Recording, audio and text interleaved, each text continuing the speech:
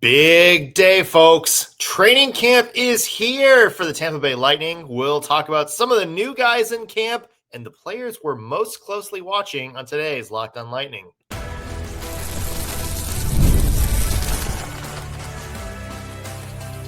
You're Locked on Lightning, your daily podcast on the Tampa Bay Lightning. Part of the Locked on Podcast Network.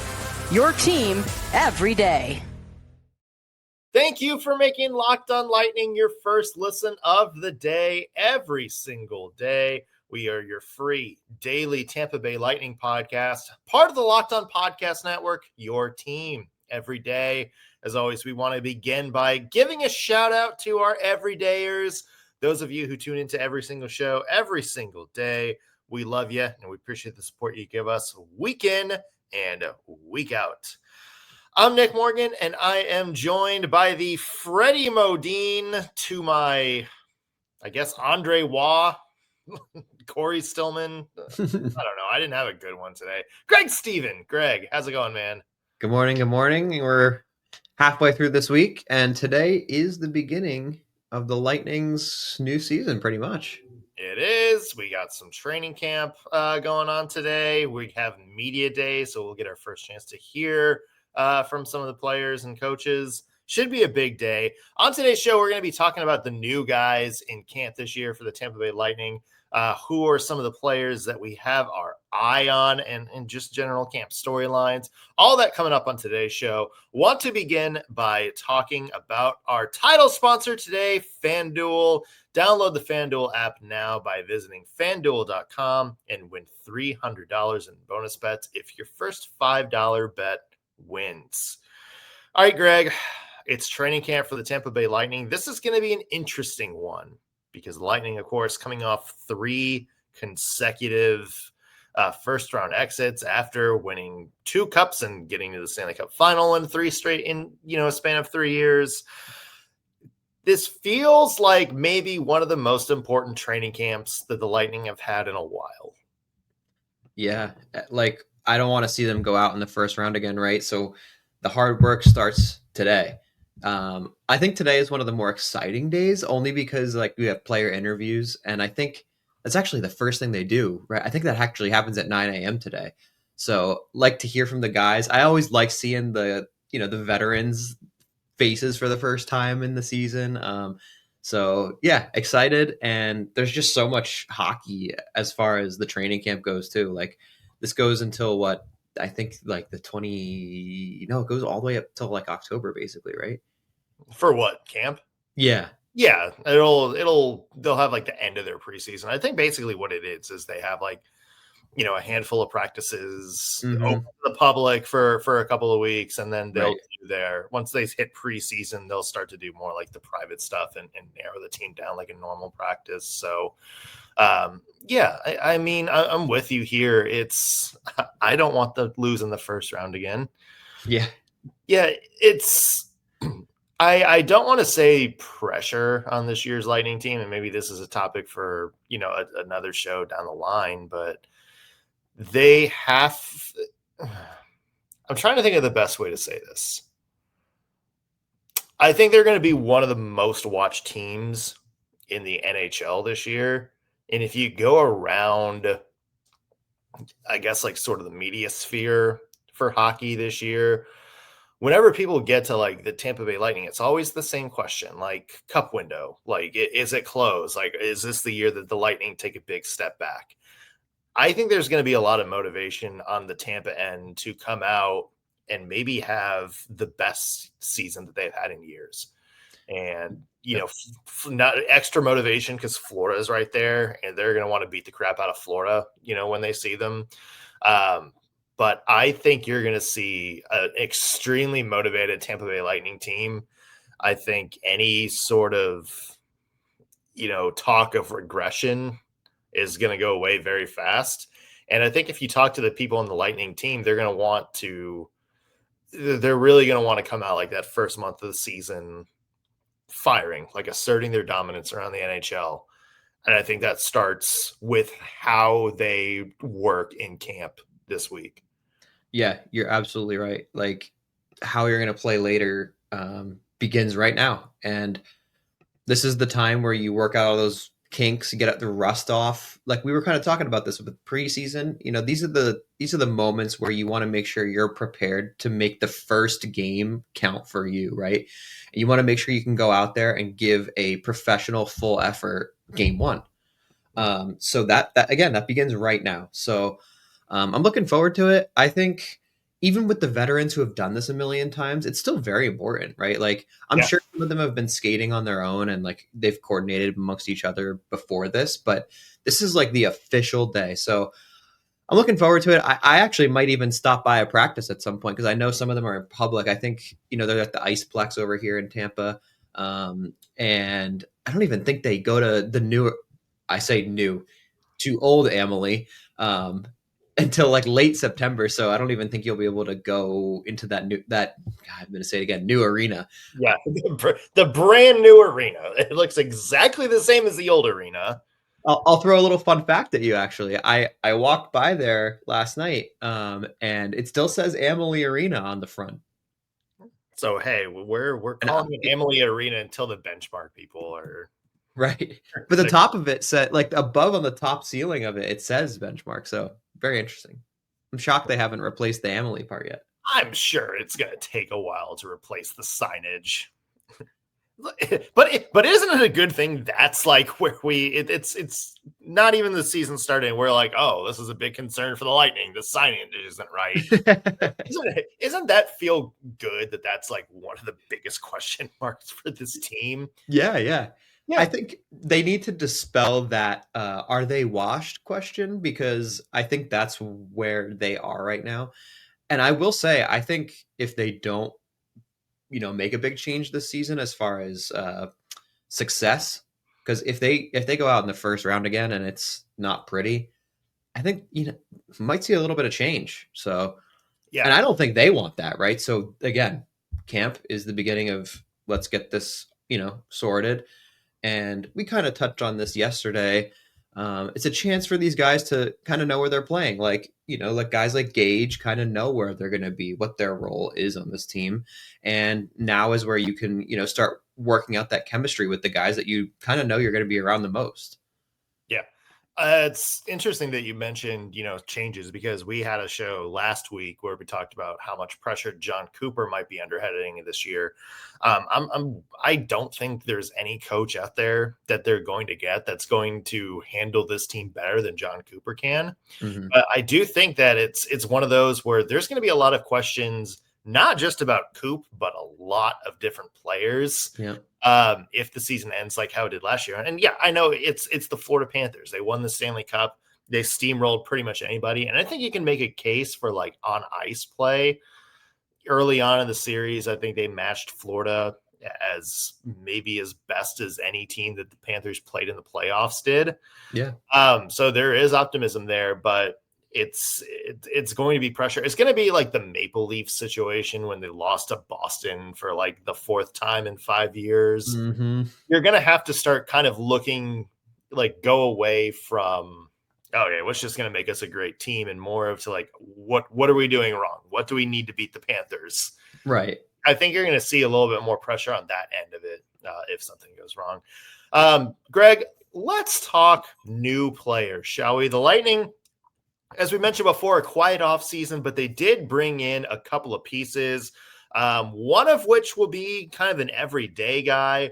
One person who I think you may see possibly make some more noise than people think this year. We're going to talk about that just coming up in a few minutes. Want to mention today's show is brought to you by Monarch Money. Did you know that most people can't name all of their financial accounts or what they're worth, whether it's their 401ks, their properties, or investments? When you don't have the full picture, you end up leaving money on the table. That's why there's Monarch Money.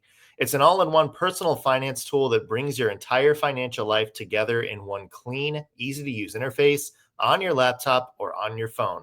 Monarch is built for people with busy lives, so if you put off organizing your finances, Monarch is for you. Monarch does all the heavy lifting. You can link all of your accounts in just minutes, and you can get clear data visuals, smart categorization of your spending, and finally feel in control of your money without ever having to touch a spreadsheet. It was easy for me. All I did was link my bank accounts, my credit cards, my 401k account, and in seconds, I got a clear picture of my spending week to week. I knew how much I needed to save. I knew when bills were coming up. Nothing fell through the cracks. And that is exactly what you're going to do with this offer. You're not going to let it slip through the cracks. Use code LOCKEDONNHL at monarchmoney.com in your browser for half off your first year. Again, 50% off your first year at monarchmoney.com with code LOCKEDONNHL. We are back on Locked On Lightning. Nick Morgan alongside Greg Stephen. And Greg, let's talk new guys, shall we? The Lightning made a couple of signings this offseason. Wasn't anything crazy, but a couple players that I think are going to play a key role for the team this season. Let's talk about Pontus Holmberg, big free agent from the Toronto Maple Leafs. What do you see from him, and what are you going to look for him to do as camp starts? All great questions. And I'm glad we're touching on this because we did have someone ask about this player specifically. So glad to do a little bit of a dive. As far as his playing career, it looks like his first, we'll call it real season, was with the Leafs in 22-23, 13 points in 37 games. The year after that, 17 points in 54 games. And then this past season, he was 19 points in 68 games. So you can tell the team began to trust him a lot more, right? As he became more comfortable. And look, 20 points in 68 games is I would say, honestly, I would say excellent when you're on a team that has guys like Austin Matthews and, Mitch Marner and those guys putting up, hundreds of points. If you can sneak in 20 as a bottom guy like that, I would consider that amazing. So now he's on the Lightning, right? And we've talked about this, and the Lightning's bottom, we'll say 6, I think is up for grabs. So I think he absolutely has a shot to play almost full time, probably on one of those lines. If he, makes a splash and probably camp right now. Right. Yeah. And early in the season, I think too, because, if they put him out for 20 games and he's not gelling, it's a little different, but I think he shows a lot of promise, and he even got a couple playoff games in, right, when he played with the Leafs, and he even had a couple points. So I don't think the intimidation of the playoffs is a factor for him either. So I like that he's got all those like first time situations out of his game already. And now he's just on a fresh squad, and he knows he's comfortable in the NHL. He knows he's comfortable with his game. He knows he can put up points in the NHL. And I think all of that coming into a new team that's just as good, if not better than the Leafs, is all encouraging. And I think we'll see him a lot, actually. Yeah. I want to call out a piece of analysis from the best source of writing in hockey, and that's Reddit. This is the former journalist in me just cringed at everything I just said. This is from a Leafs fan who commented on the Tampa Bay Lightning Reddit when Holmberg was signed. You guys will love Holmberg. He's a Swiss Army knife in the bottom 6 who can play center or wing. Does a lot of little things that help a line go. Just don't expect him to drive that line. He's a smart player, really good in the corners and on the boards for a smaller guy. Not to mention, seems like a nice dude too. That seems like kind of a missing piece of the Lightning we're missing last year, Greg. It's just like kind of that, utility player in your bottom 6 who can go out there and compete with other teams. One other thing I really like about Holmberg, for the role he plays, only 27 penalty minutes last year. And one of them was a 5-minute fighting major. So this is a guy who plays hard, forechecks a lot, finishes his hits, but seems like he does a really good job of not crossing that line. And Greg, I know like penalties last year, especially some of like the dumber stick penalties, that was a big pain point for you. So it seems like Holmberg is going to maybe appease that. Yeah. Look, thankfully, right? if I have to watch this team have a player with 100 minutes again, I'm going to lose my mind. But yeah, no. And the other thing is he's a young guy too, right? So he's 26. He has so much time and room to grow even more than he already has. And it's only going to be his 4th season. So I really like that the Leafs kind of developed him to be where he is now. And I think now is like the beginning of his, we'll call it prime. So looking forward to it. And I like also, I'm a lefty and he's a lefty. So big fan of that too. There you go. The handedness connection coming in. Love the handedness stuff. Yeah. Let's talk about another signing, and that is Jakob Pelletier. This is, to me, Greg, one of the more intriguing guys on the Lightning roster, just because this guy could be in the AHL, by the end of the year. This guy could also just absolutely explode onto the scene this year. Yeah. This is a guy with kind of a wild career path. Again, he was one of the Calgary Flames' top prospects for, I would say, a couple of years. He was their first round pick in 2019. Looked really good in juniors. Looked really good when he played for Canada in the World Juniors back in 2021.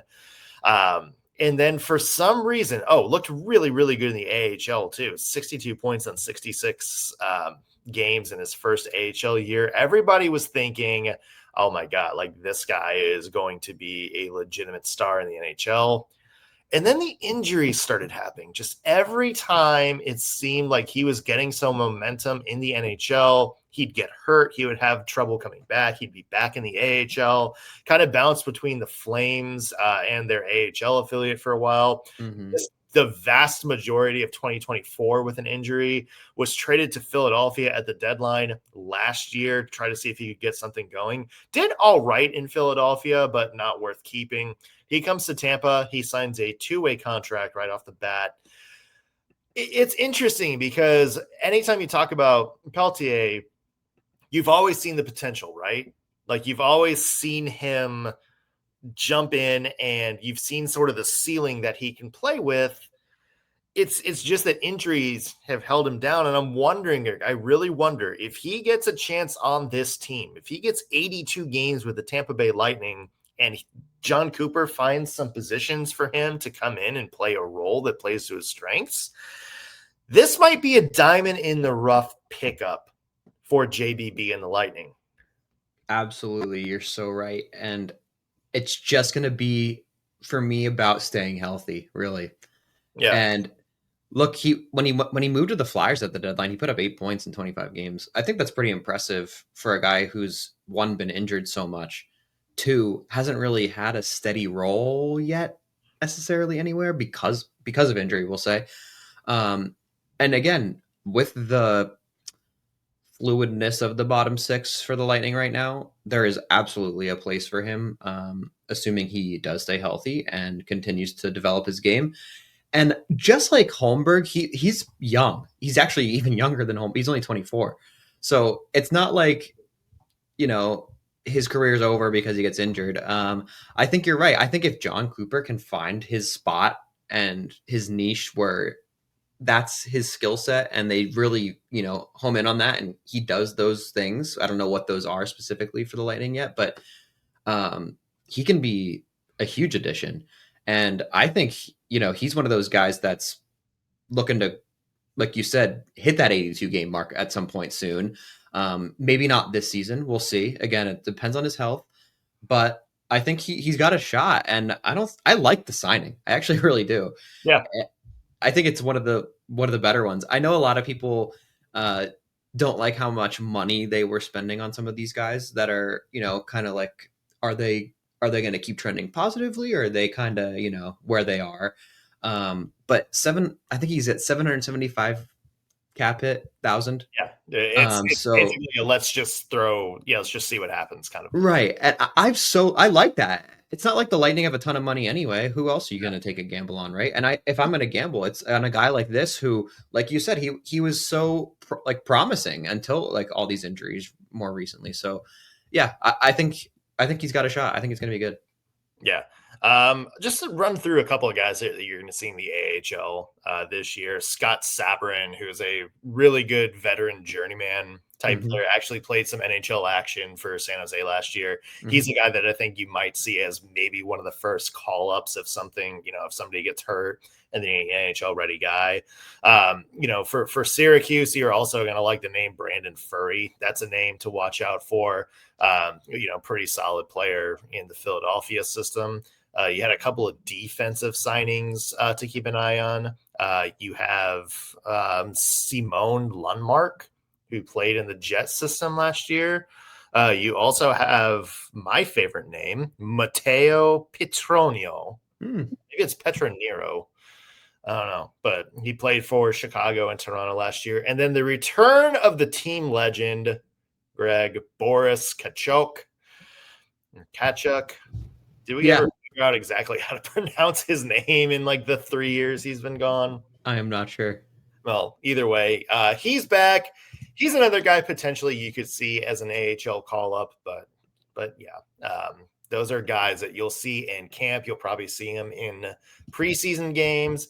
Just expect them to kind of be in AHL for the side of it. But hey, Syracuse needs depth. Greg, one last question for this training camp opener segment. Who are the players you're most closely watching? Give you some time to think. We'll talk about it when we come back.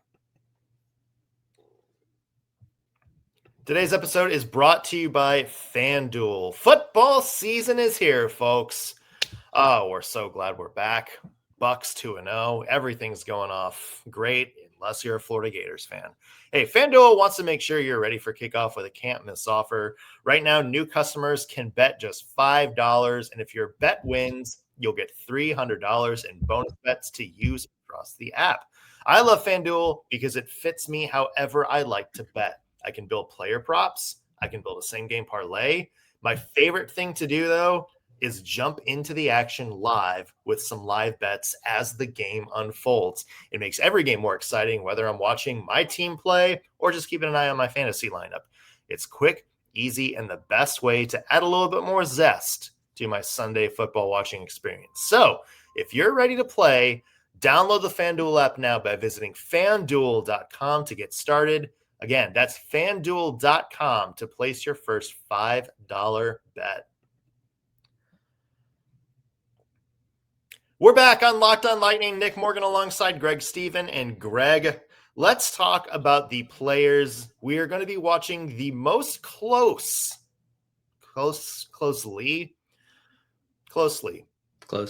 Yeah, there we go. The players that we are going to keep an eye on, probably should have just said that, as training camp begins. Who are some of the players you have circled on your roster? Okay, my number one, and I've talked about Gage a bunch, so I made sure not to add him to my list this time. I am more closely watching Bjorkstrand, and here's why. Injuries. And I know that we always talk about, I'm the injury guy, right? But I think he looks so good when he came over last year. And I was heartbroken when I saw that he was done before the playoffs. It couldn't be more disheartening. Yeah. And I know he'll be back, and I think he'll be just as good, if not better, especially with all this time in camp, right? I think, again, this is where it begins. So looking forward to see how comfortable he looks after recovery. Looking forward to seeing what the Lightning are going to continue to do with him. I imagine we'll still see him with Yanni. But you never know. They might have some more tricks up their sleeve. When they came out last year, they kind of had a weird new power play. So they're definitely working on some new ideas, I bet. And I want to see what they do with Bjorkstrand. And I just hope, he feels fully recovered right now. That's what I'm most concerned about.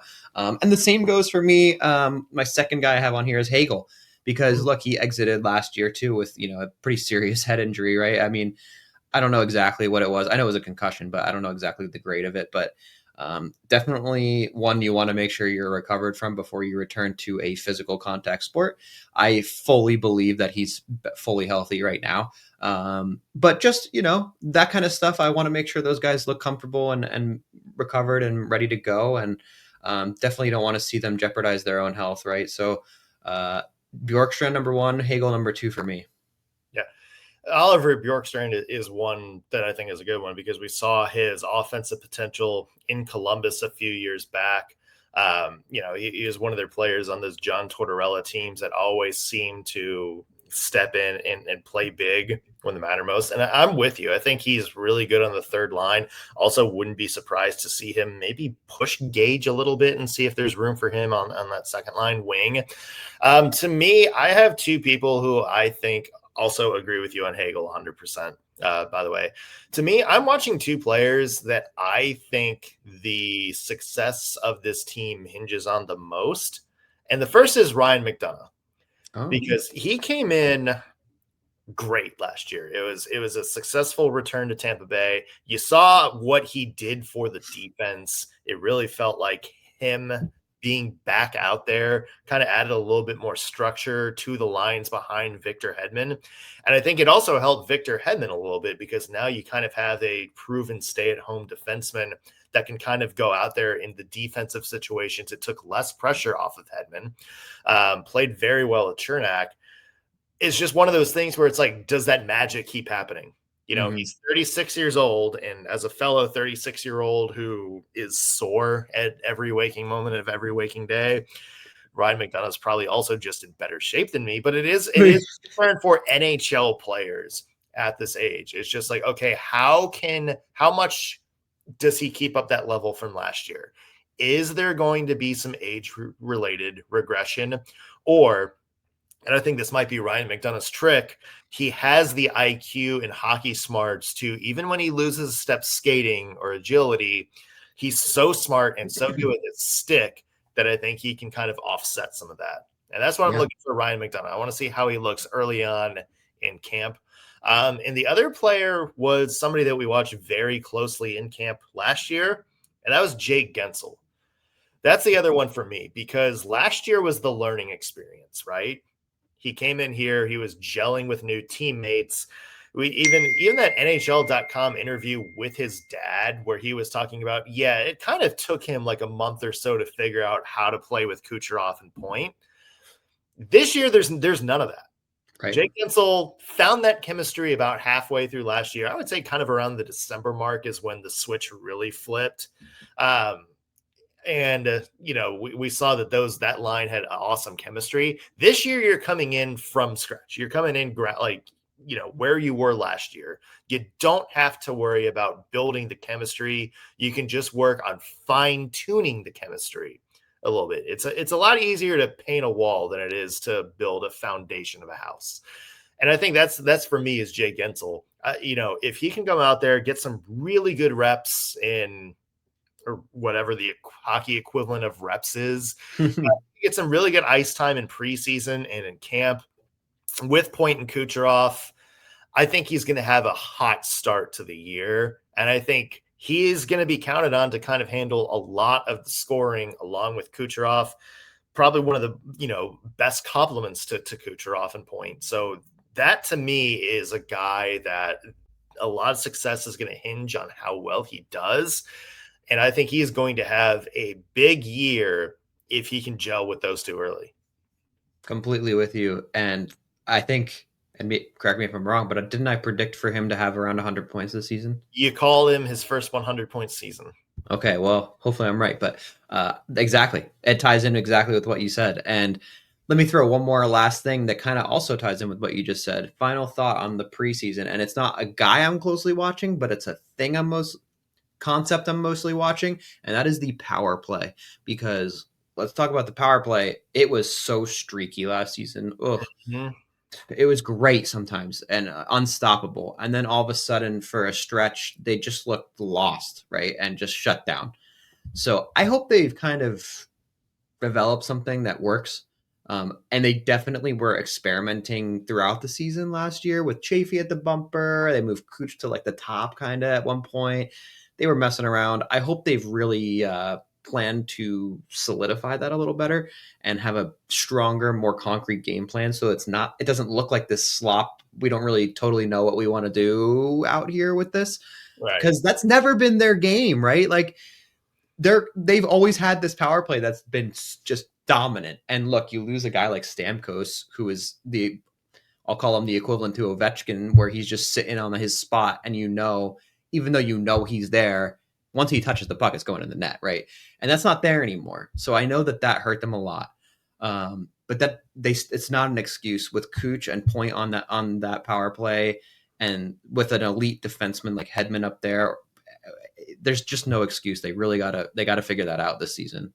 Yeah, and I think I called it too. I think JJ Moser, that's another guy that I think can kind of handle that quarterback responsibility for that second power play unit. I'm with you there. It's going to be interesting to see how some of these special team units line up in camp, and that's something that we should kind of get a look at early on. So I'm interested to see how that lines up. Big question that we kind of hit on earlier: how much pressure is on the Lightning players this year? And if things don't go well, what changes are we looking at? That's a topic of conversation we're going to tackle later this week as camp gets underway, plus first preseason game coming up Monday. So we'll have some on-ice hockey to talk about. We'll also get you caught up on any big news breaks at Media Day today. That's going to do it for us on today's Locked On Lightning. Thanks for making us your first listen of the day. Back with a new episode tomorrow. We'll see you then.